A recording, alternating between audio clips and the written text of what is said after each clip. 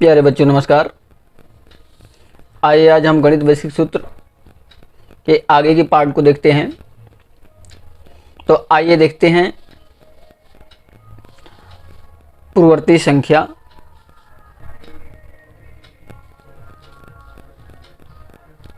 देखिए हम पूर्ववर्ती संख्या को देखते हैं जिसको प्रेसीडिंग नंबर कहते हैं।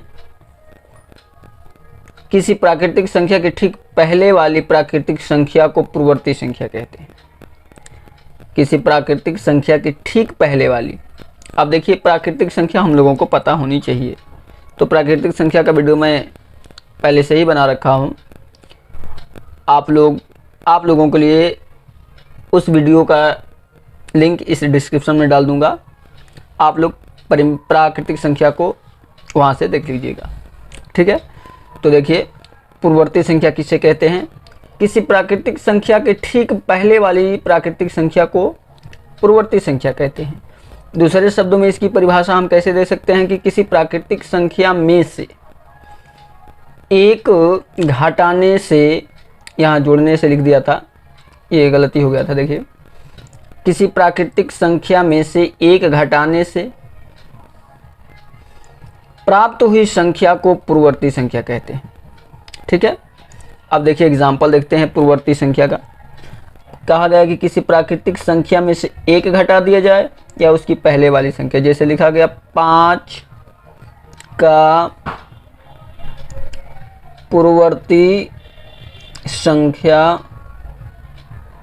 बराबर, तो 5 का पूर्ववर्ती संख्या 5 माइनस 1 कर दीजिए, कितना हो जाएगा 4। एक घटा दीजिए या पता हो तो डायरेक्ट लिख दीजिए, कोई दिक्कत नहीं है, ठीक है। अगर कह दिया गया 100 का पूर्ववर्ती संख्या, तो 100 में से एक घटा दीजिए 99। अब देखिए पूर्ववर्ती, पूर्व मतलब पहले, तो जो संख्या पूछा गया है इसके पहले की संख्या को बताना है, ठीक है। आप देखिए आगे इसी तरह से हम कुछ भी लिख सकते हैं। जैसे मैंने लिख दिया 1001 की पूर्ववर्ती संख्या बराबर 1001 में से -1 कर देंगे तो कितना हो जाएगा 1000, ठीक है। तो ये हमारा पूर्ववर्ती संख्या हो गई। अब देखिए आगे देखते हैं।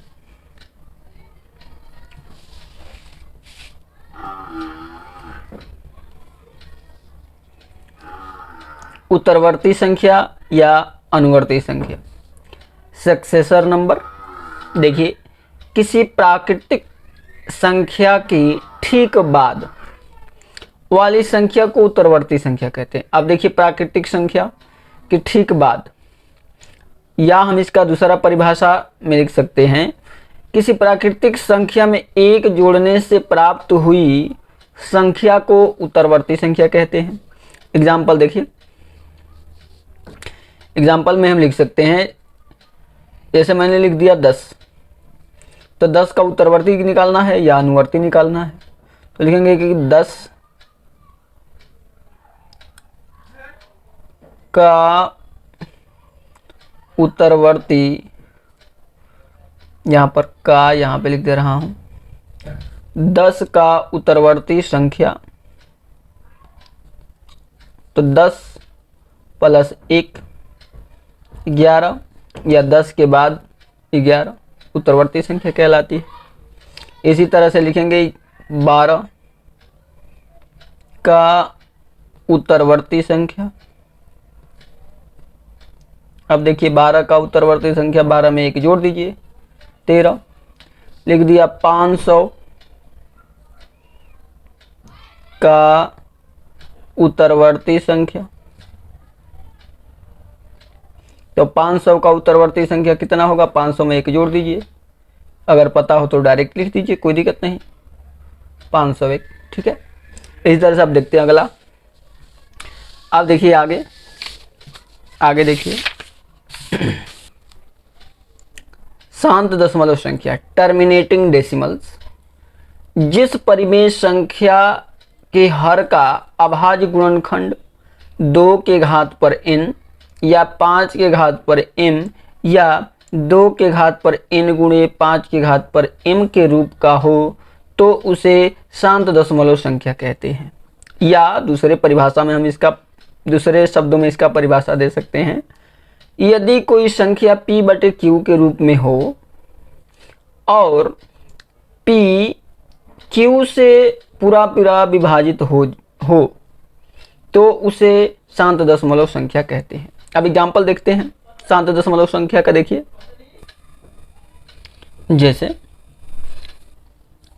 लिख दिया 1/4, तो जब इसको जब हम भाग देंगे तो आएगा 0.25। देखिए भाग करके देख लीजिए, यहाँ पर मैंने 4 से 1 को भाग दिया तो भाई 4 से तो कटेगा नहीं, तो दशमलव लगाएंगे, 0 बढ़ाएंगे। अब कटेगा 10 4 से, 2 बार में 4 दूनी 8, घटेगा बचेगा 2, फिर यहाँ पर लगाएंगे 0 और देखिए हो गया 20, तो 4 5 20, कट गया 25, 0.25। ठीक है, अब इसके आगे 0 लगा देंगे। ठीक है, 0 लगा देंगे, इसके बाद 0.25 लिख देंगे, तो ये कटेगा 1/4 इक्वल टू 0.25।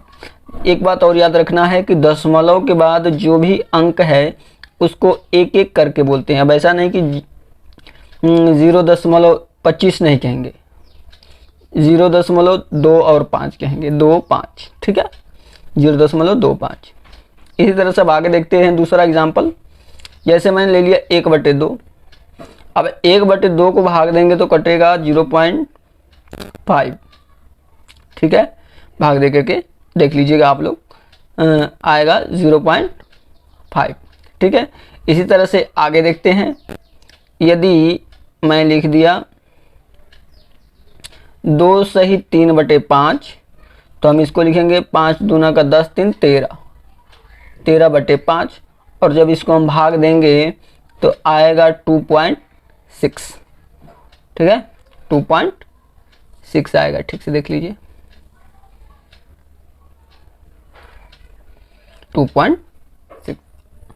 ठीक है, तो इस तरह से हम शांत दशमलव संख्या को लिख सकते हैं। ठीक है, अब देखते हैं इसके परिभाषा के हिसाब से देखते हैं। अब जैसे मैंने इन्हीं को ले लिया 1/4 को, तो देखिए 1/4 को लिख सकते हैं 2 गुणे 2, क्योंकि कह रहा है कि अभाज्य गुणनखंड। तो देखिए अभाज्य गुणनखंड 1/2 के घात पर कितना होगा 2, 2 के घात पर 2। क्यों? क्योंकि 2 कितने बार है, 2 बार, तो घात 2 होगा। ठीक है, तो ये क्या है, यह किसको कहेंगे कि यह शांत दशमलव संख्या है। ठीक है, अगर मैं ले लिया इसी तरह का, देखिए आगे, अगर मैं ले लिया 5/32, तो देखिए 5/32 को 2 गुणे 2 गुणे 2 गुणे 2 गुणे 2, देखिए 2 दूनी का 4, दूनी का 8, दूनी के 16, दूनी का 32। अब देखिए 5/2 की घात कितना लिखेंगे, 1 2 3 4 5, 5 बार लिख देंगे, 2 जितनी बार है उतना लिख देंगे घात। ठीक है, अब देखिए आगे, अगर जैसे मान लीजिए कि, अब देखिए आगे देख लीजिए, फिर से इसको देख लीजिए, 5/32 है, तो 32 का हर का भाज्य गुणनखंड करना है, 2 गुणे 2 गुणे 2 गुणे 5 बार, तो 2 कितने बार है, 5 बार, तो 2 की घाते 5। अगर इसी तरह से है, मान लीजिए कि 27/80 मान लेते हैं। अब देखिए 27/80, तो 27/80, 80 का गुणनखंड करेंगे, 2 गुणे 2 गुणे 2 गुणे 2 गुणे 2 दूनी के 4, दूनी के 8, दूनी के 16, 5 80। ठीक है, अब आ गया 27/2 की घाते 4 और गुणे 5। अब इसका घात कुछ नहीं है तो 1। ठीक है, हर अंश को तो बिल्कुल छूना भी नहीं है, जो भी करना है हर में कर लो। ठीक है, समझ में आया? यहाँ तक समझ में आ गया? यदि कोई दिक्कत हो तो कमेंट बॉक्स में कमेंट जरूर करें, मैं कोशिश करूँगा इस दिक्कत को दूर करने के लिए। ठीक है, आप देखते हैं आगे अशांत दशमलव संख्या को। ठीक है, देखिए आगे। अब देखिए अशांत दशमलव संख्या, जिस परिमेय संख्या के हर का अभाज्य गुणनखंड 2 के घाते n और 5 की घाते m के अतिरिक्त कोई अन्य अभाज्य संख्या हो। अभाज्य गुणनखंड यहाँ पे होगा अभाज्य गुणनखंड, यस ठीक ही है, अभाज्य संख्या, संख्या ही सही है, अभाज्य संख्या हो तो उसे अशांत आवर्ती दशमलव कहते हैं। ठीक है, आप देखते हैं इसका एग्जाम्पल। देखिए जैसे मैंने ले लिया 2/3। आप 2/3 को जो भाग देंगे, या हम दूसरे भाषा में इसकी परिभाषा लिख सकते हैं। देखिए जगह कम होने के कारण मैं ये नहीं लिख रहा हूँ, मैं बोल दे रहा हूँ, आप लोग उसको चाहो तो अपने कॉपी में लिख सकते हो। देखिए हम इसकी परिभाषा लिख सकते हैं कि वे परिमेय संख्या जो p/q के रूप में हो और p q से पूरा पूरा विभाजित ना हो तो उसे अशांत आवर्ती दशमलव संख्या कहते हैं। ठीक है, यानी वे परिमेय संख्या जिसका अंश हर से पूरा पूरा ना कटे उसे क्या कहेंगे? अशांत आवर्ती दशमलव संख्या कहेंगे। अब देखिए हम इसके हिसाब से परिभाषा एग्जाम्पल बता दे रहे हैं। देखिए अब इसको जब हम भाग देंगे तो कटेगा 0.6666। ठीक है, या हम इसको लिख सकते हैं 0.6 बार। देखिए ये 6 के ऊपर एक रेखाखंड छोटी सी खींच देंगे, इसका नाम हम देंगे बार। क्या नाम देंगे? बार। ठीक है, अब देखिए इसी तरह से दूसरा नंबर देखिए एग्जाम्पल, ये पहला नंबर है। दूसरा नंबर देखिए, यदि 15/7 को हम भाग करते हैं तो इसको जब हम भाग देंगे तो अब देखिए हम भाग दे करके देख लेते हैं। देखिए भाग दे करके देख लेते हैं। 7 से भाग देंगे 15 को तो 7 दूना का 14। ठीक है, यहाँ से 1 आ गया, कट गया, यहाँ दशमलव लगाएंगे, यहाँ 0 बढ़ा देंगे, फिर जाएगा एक बार में 7 एकम 7, कट गया, बचे घटेगा तो आए कितना 3, फिर यहाँ 0 बढ़ाएंगे। अब कितने बार जाएगा? 7 चौका 28, 2 बच गया, फिर यहाँ से घटाएंगे, फिर यहाँ से 0 लिखेंगे, कितना हो गया 20। अब देखिए 20 को हम जब भाग देंगे तो जाए कितने बार? 2 बार में, 7 दूनी का 14। ठीक है, 14 होगा। यहाँ से जब हम घटाएंगे तो आए कितना? 6, ये कट गया, 0 उतारेंगे। अब कितने बार जाएगा? 7 और 8 56, 8 बार जाएगा, 56 हो गया, फिर यहाँ से 4। ठीक है, अब कितने बार जाएगा? देखिए अब जाएगा 5 बार। 7 5, यहाँ 0 बढ़ा देंगे, 7 5 35, यहाँ से हो गया 5, ये कट गया, फिर यहाँ 0 बढ़ाएंगे। अब कितने बार जाएगा? अब 7 7 49, 7 बार जाएगा, 4 9, भाग देंगे, 1 आ गया। अब देखिए यहाँ पर घटाए थे तो क्या आया था? 1 दशमलव लगा के 0 लगाए थे, फिर वही चीज़ यहाँ आ गया। इसका मतलब कि इसके बाद फिर अब हम 0 बढ़ाएंगे तो कितने बार जाएगा? 0 बढ़ाएंगे तो 1 बार। ठीक है, कितने बार जाएगा? 1 बार, तो फिर लिखेंगे 7, फिर घटाएंगे तो 3 आएगा, फिर वही चीज़ देखो रिपीट होगा। ठीक है, तो इसका मतलब यहाँ तक संख्या क्या हो रही है? रिपीट। इसके बाद जो भी संख्या होगी क्या होगी? फिर से रिपीट होगी। आया कितना? देखिए आ गया 2.1428, देख लीजिए यहाँ से आया है 2.1428 और 7, इसके ऊपर हम बार दे देंगे। क्यों? क्योंकि इसके बाद फिर से वही संख्या रिपीट होगी। ठीक है, समझ में आ रहा होगा। अब देखिए आगे देखते हैं। अगर हम भाग दे रहे हैं 3/11, देखिए इसको जब हम भाग देंगे तो देखिए फिर भाग दे करके देख लीजिए, कोई दिक्कत नहीं है। भाग दे लीजिए, 11 से भाग देंगे 3 को। भाई वैसे तो डायरेक्ट ही दिख रहा है कि नहीं कटेगा, तो पहले हम दशमलव लगाएंगे, इसके पहले हम शून्य लगा लेंगे, कोई दिक्कत नहीं। दशमलव लगा लिया, शून्य उतार दिया।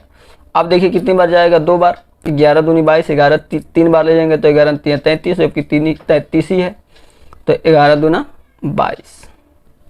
घटाएंगे यहाँ से तो 10 यहाँ से हासिल लेंगे, 10 में से 2 घटेगा 8, 2 में से 2 घट गया, कैंसिल। अब देखिए फिर यहाँ शून्य उतारेंगे, अब ले जाएंगे 7 बार, 11 7 77, जबकि 80 है, आराम से कट जाएगा, घट जाएगा। देखिए यहाँ से बच गया 3, सॉरी यहाँ से बच गया 10 3, ठीक है। अब यहाँ से बच गया, देखिए कितना, फिर से यही चीज़, फिर उतारेंगे 0, फिर ले जाएंगे 2 बार, आ गया 22, फिर उतारेंगे 80, 8 उतारेंगे, घटाएंगे 80, फिर जाएगा 7 बार। मतलब अब यही प्रक्रिया बार बार रिपीट हो रही है। अब देखिए तब हम यहाँ से लिख सकते हैं 0.2727, या हम इसको लिख सकते हैं 0.27 बार। ठीक है, समझ में आ रहा है? आई होप समझ में आ रहा होगा। तो ये पूरा पूरा नहीं कट रहा है, ये बार बार रिपीट हो रहा है। ठीक है, इसको हम कहेंगे अशांत आवर्ती दशमलव संख्या, या हम इसके हिसाब से देख ले, घात के हिसाब से कि, तो देखते हैं घात के हिसाब से क्या होगा।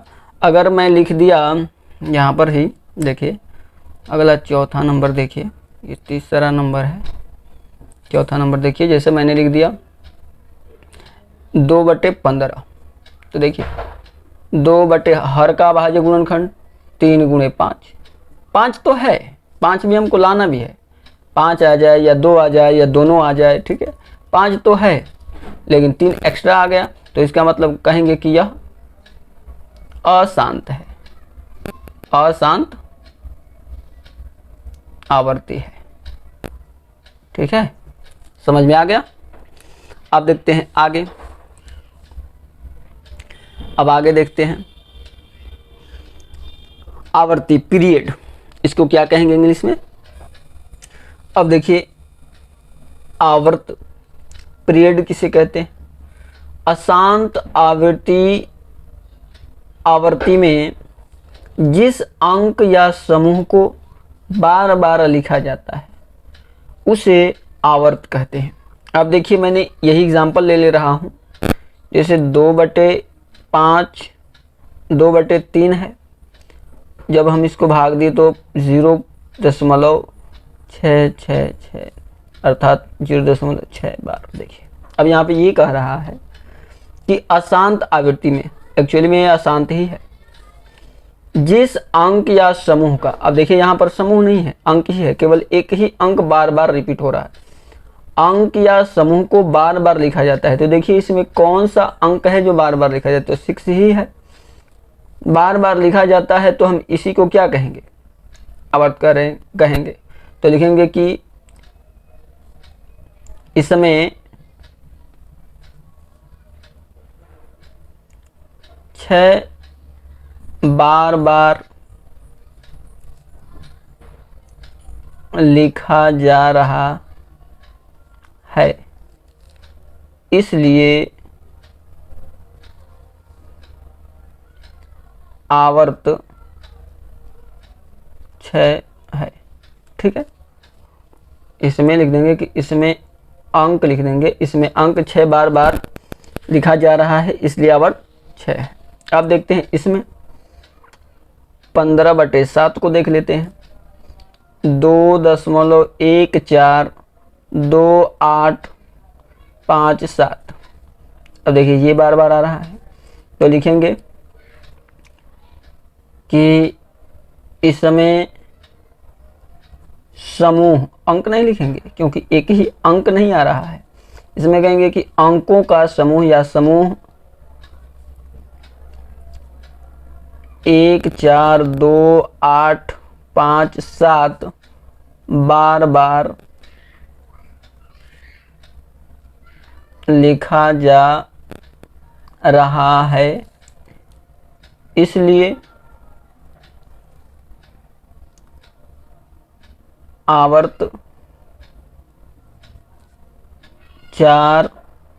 1 4 2 8 5 7 है।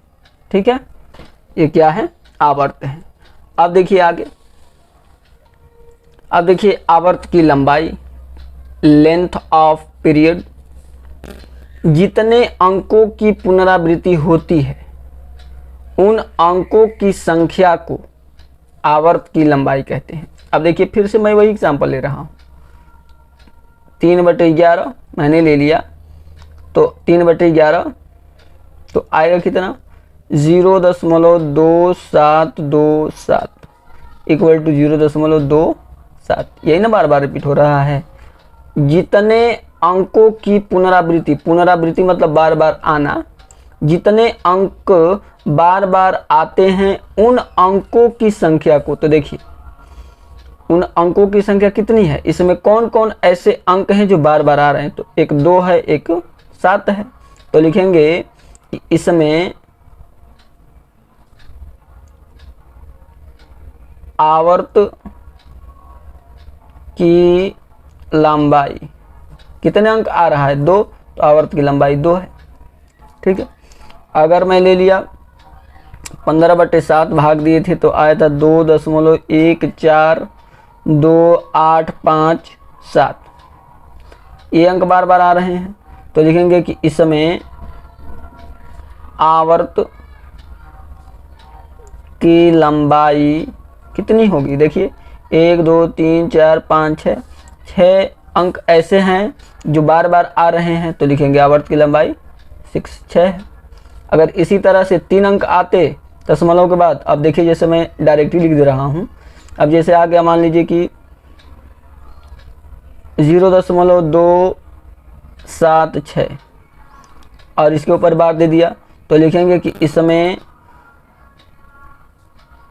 आवर्त, देख लीजिए ठीक से नहीं दिख रहा था, देखिए ठीक से, इसमें आ गया, इसमें आवर्त की लंबाई। अब आप लोग बताइए इसमें आवर्त की लंबाई कितना होगा?